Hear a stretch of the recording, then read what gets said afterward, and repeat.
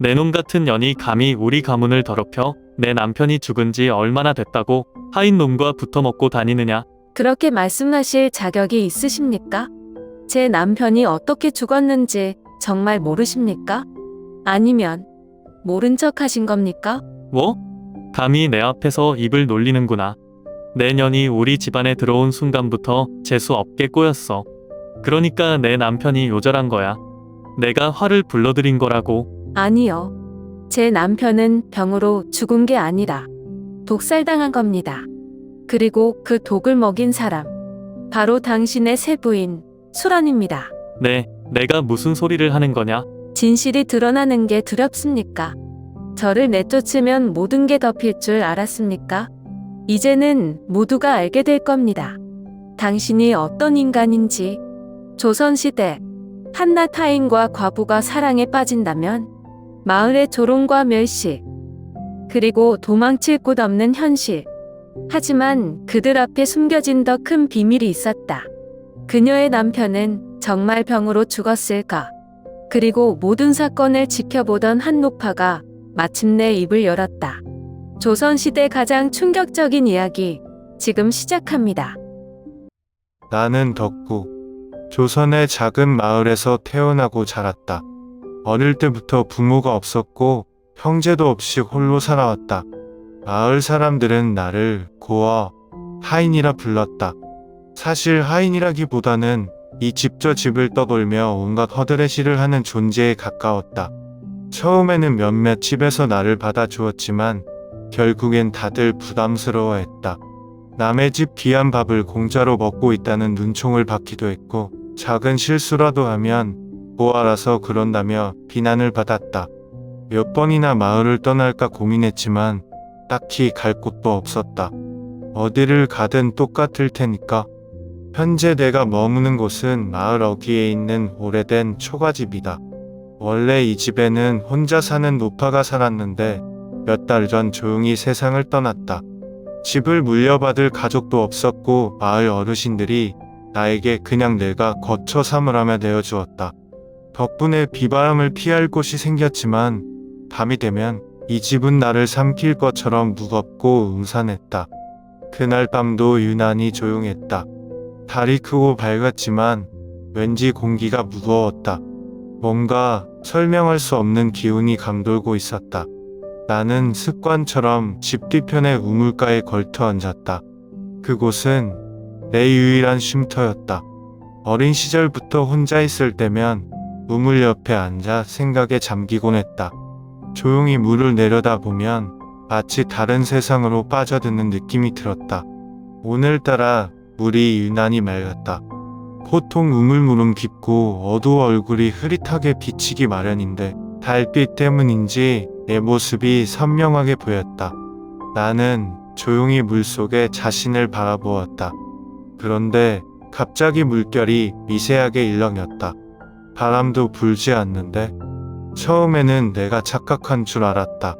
하지만 다시 들여다보니 내 얼굴 옆으로 낯선 형체가 어렴풋이 비쳤다. 나는 심장이 철렁 내려앉는 기분이 들었다. 그것은 한 여인의 얼굴이었다. 창백한 피부, 깊은 슬픔이 깃든 눈동자. 마치 나에게 말을 걸듯이 그녀의 입술이 미세하게 움직였다. 하지만 아무런 소리도 들리지 않았다. 이게 뭐지? 귀신인가? 나는 숨을 삼키며 물러나려 했지만 몸이 굳어버려 움직이지 않았다. 그저 우물 속 여인의 얼굴을 뚫어지게 바라볼 뿐이었다.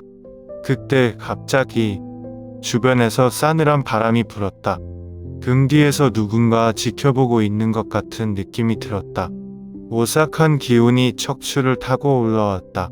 나는 간신히 몸을 떨며 눈을 깜빡였다. 그리고 다시 우물을 보았을 때 그 얼굴은 사라지고 없었다. 나는 한동안 그 자리에서 멍하니 서 있었다. 방금 본 것이 환영이었을까? 아니면 정말 어떤 일이 일어날 두짐일까? 그날 이후 나의 삶은 조금씩 이상한 방향으로 흐르기 시작했다. 나는 여느 때처럼 산에서 장작을 패고 있었다. 이른 아침부터 일어나 산길을 오르락내리락하며 땀을 뻘뻘 흘렸더니 허기가 질 지경이었다. 해가 중천에 뜨자 슬슬 마을로 내려가야겠다고 생각했다. 어깨에 지게를 메고 천천히 길을 따라 내려가고 있었는데 어디선가 이상한 소리가 들렸다. 분명 바람 소리도 아니었고 새 울음소리도 아니었다. 귀를 기울이자 어딘가에서 흐느끼는 소리가 들려왔다. 처음엔 내 착각인가 싶었지만 분명 가까운 곳에서 울음이 새어나오고 있었다. 나는 주위를 둘러보다가 길 옆 벼랑 끝에 서 있는 누군가를 발견했다. 흰 한복을 입은 여인이었다. 멀리서 봐도 위태로워 보였다. 살짝만 발을 헛디뎌도 그대로 벼랑 아래로 떨어질 것 같았다. 순간 가슴이 철렁했다. 뭐야? 설마? 나는 서둘러 짐을 내려놓고 그녀에게 다가갔다. 가까이 가보니 그녀는 조용히 울고 있었다. 저기요. 그녀는 내 목소리에 움찔하며 몸을 털었다. 하지만 뒤돌아보지는 않았다. 무슨 일입니까? 떠나세요. 위험합니다. 지금 뭐 하시는 겁니까? 그제야 그녀가 천천히 고개를 돌렸다. 젖은 눈동자가 나를 향했다. 제발, 그냥 가주세요. 그럴 수 없습니다. 이러지 마세요. 나는 다급하게 손을 뻗어 그녀의 팔을 붙잡았다. 하지만 그녀는 애써 내 손을 뿌리치려 했다. 놓으세요. 저는 더 이상 살 이유가 없어요. 그게 무슨 말입니까? 저 같은 사람은 살아도 의미가 없어요. 어차피 누구도 원하지 않아요. 그녀의 목소리는 떨리고 있었다. 하지만 나는 결코 손을 놓을 수 없었다. 그럴 리가요. 당신을 걱정하는 사람이 분명 있을 겁니다. 아니요. 없어요. 제 남편이 죽은 후 저는 쓸모없는 존재가 되었어요. 시댁에서는 저를 쫓아냈고 친정에서도 저를 받아주지 않아요. 저는 어디에도 있을 곳이 없어요. 그녀의 말에 순간 말문이 막혔다. 그녀가 입고 있는 한복은 분명 상복이었다. 그리고 얼굴에 남아있는 눈물 자국이 얼마나 많은 날을 울며 보냈는지 보여주고 있었다. 나도 모르게 그녀의 손을 더욱 꼭 잡았다. 나도 마찬가지입니다. 그녀가 놀란 듯 나를 바라보았다. 저도 부모 없이 자랐고 어디에도 속하지 못하는 사람입니다. 마을 사람들은 나를 하인 취급하지만 사실 나는 어느 집에서도 완전히 받아들여지지 못했어요. 당신처럼요. 그녀의 눈이 흔들렸다. 그러니까 제발 이러지 마세요. 살아있는 한 언젠가는 좋은 날이 올지도 모르잖아요. 하지만 그 순간 그녀가 중심을 잃고 앞으로 기울어졌다. 조심하세요. 나는 본능적으로 그녀를 끌어당겼다. 그러나 우리의 몸이 동시에 앞으로 쏠렸다. 그대로 중심을 잃고 함께 언덕 아래로 굴러떨어졌다. 나는 정신을 차리고 몸을 일으켰다. 온몸이 쑤셨지만 다행히 크게 다친 곳은 없었다. 괜찮습니까? 옆을 보니 그녀도 겨우 몸을 일으키고 있었다. 당신은 왜 이렇게까지 하나요? 그야, 당신을 살리고 싶으니까요. 그녀는 나를 가만히 바라보더니 눈물을 뚝뚝 흘리기 시작했다. 그녀의 이름은 오라. 남편이 세상을 떠난 후 시댁에서도 친정에서도 버림받아 갈 곳이 없어진 여인이었다. 나는 그녀를 바라보며 가슴 한구석이 아려웠다. 어쩌면 우리는 생각보다 더 닮은 사람들일지도 몰랐다. 그날 이후 머릿속에서 월화가 떠나지 않았다. 그녀가 눈물을 흘리며 했던 말, 깊은 슬픔이 담긴 눈빛, 그리고 내가 그녀를 붙잡았던 순간까지 모든 것이 선명하게 남아있었다. 나는 원래 남의 일에 깊이 개입하는 성격이 아니었다. 마을 사람들이 나를 어떻게 대하든 그냥 조용히 참고 지나가는 게 익숙했다.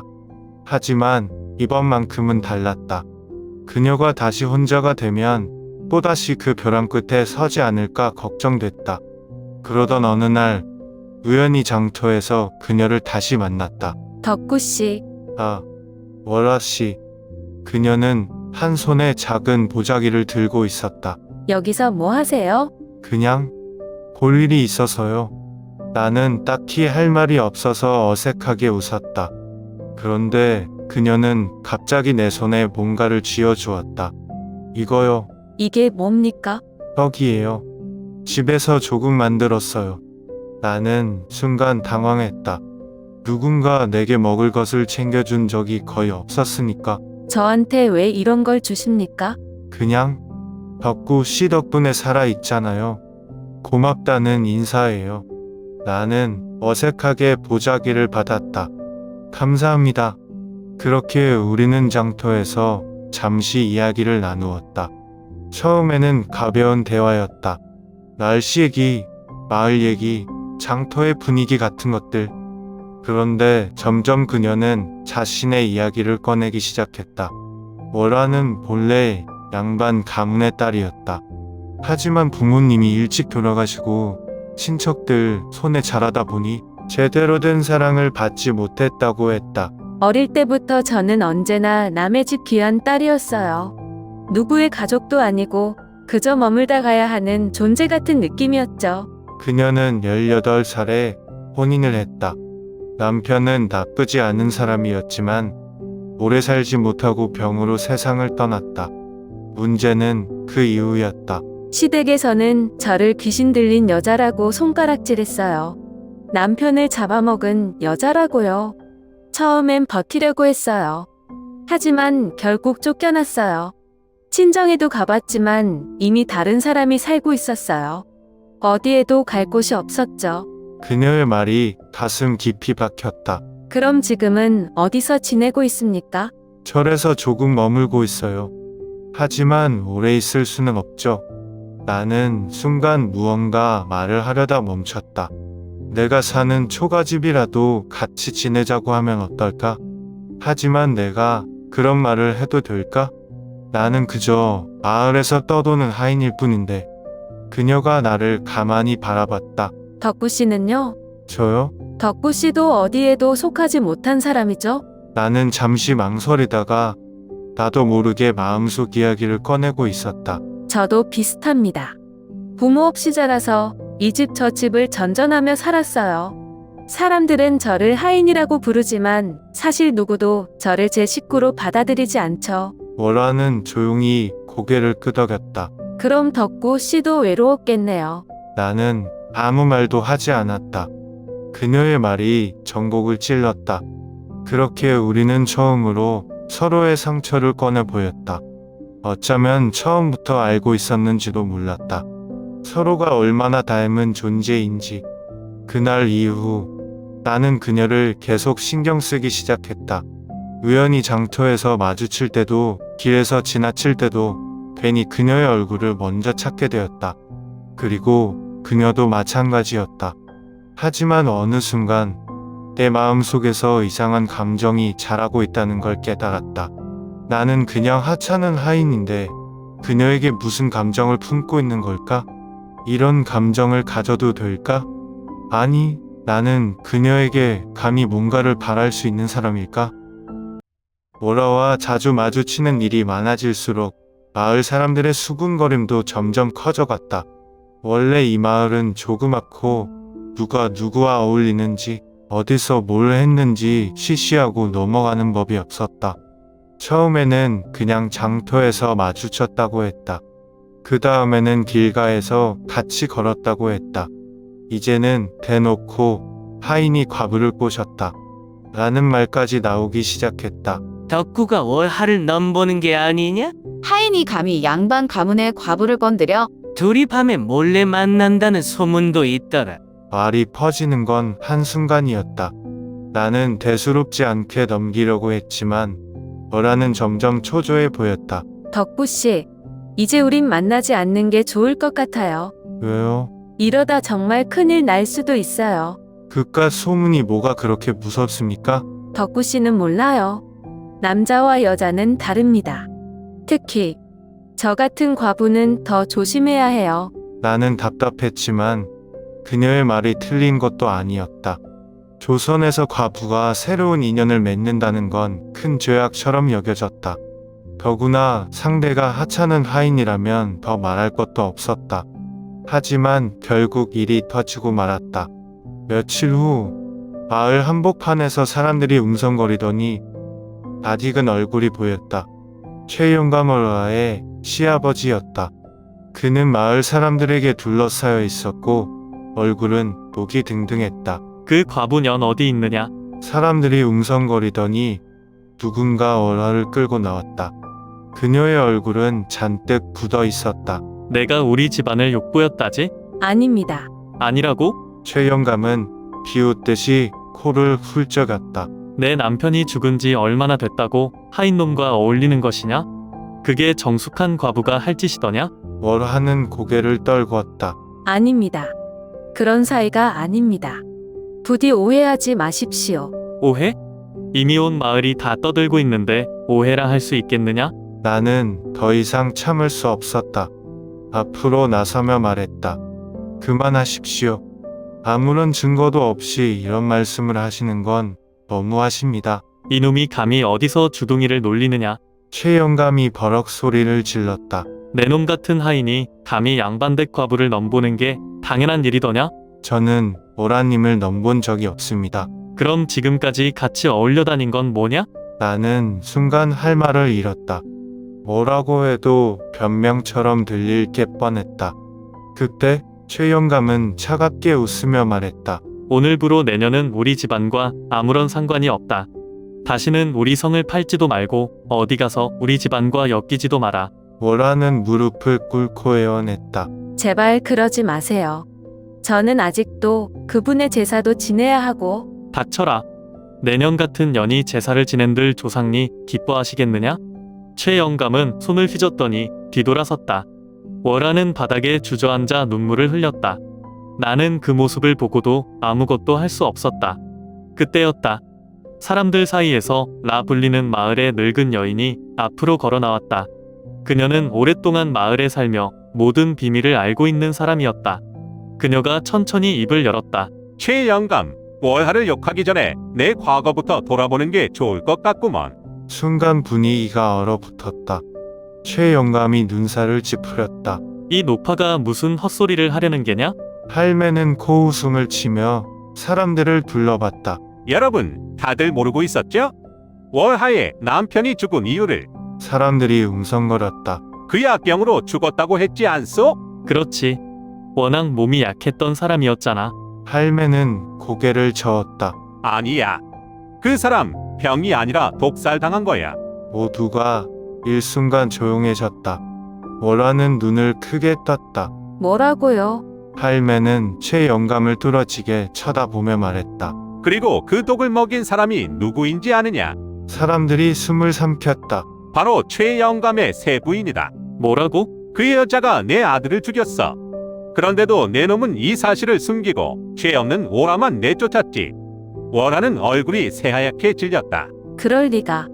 그럴 리가 없어요. 최영감은 뒷걸음질 치며 얼굴이 하얗게 질렸다. 그 말도 안 되는 소리를 어디서 듣고 와서.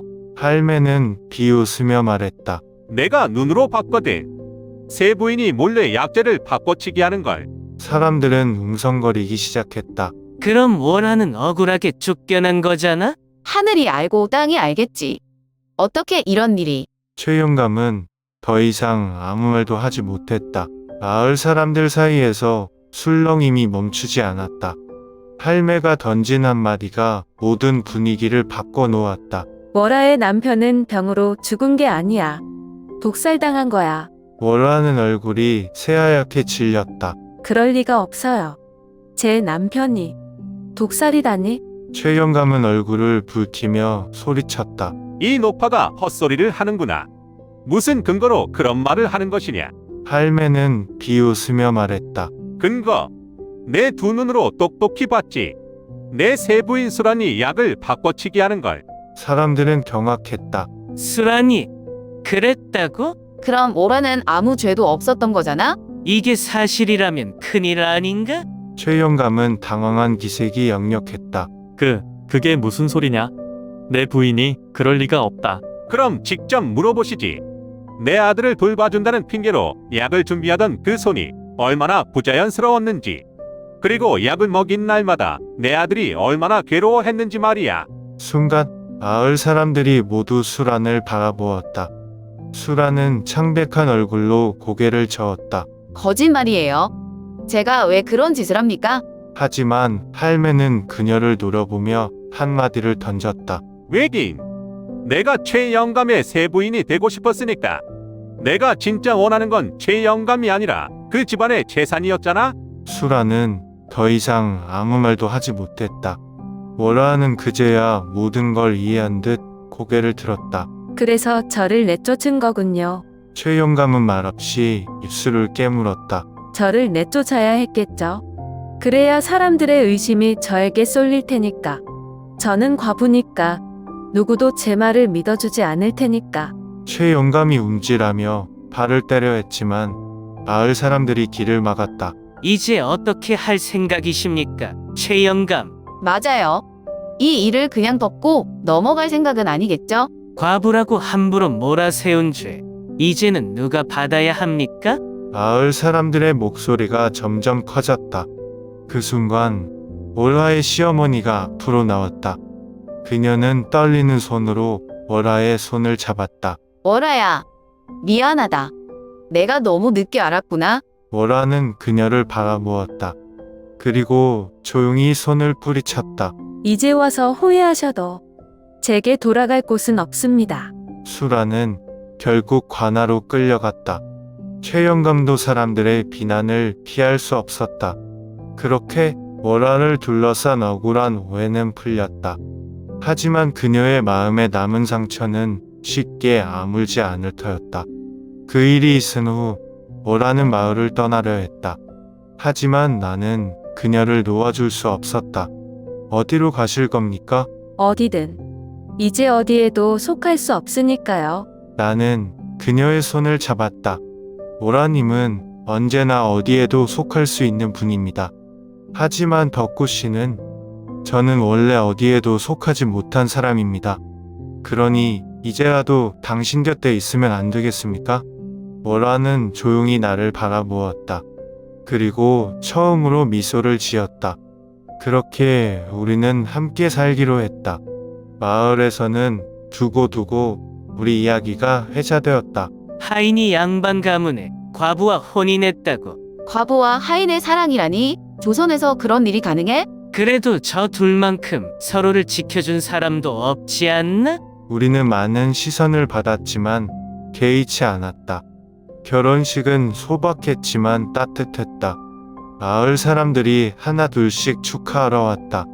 나는 월화의 손을 꼭 잡고 속삭였다. 이제부터 당신은 혼자가 아닙니다. 월화는 눈물이 고인 채 고개를 끄덕였다. 우리의 사랑은 조선의 험난한 세상 속에서도 살아남았다. 하지만 정말 이게 끝일까? 이제부터 시작될 또 다른 이야기들이 있을지도 모른다.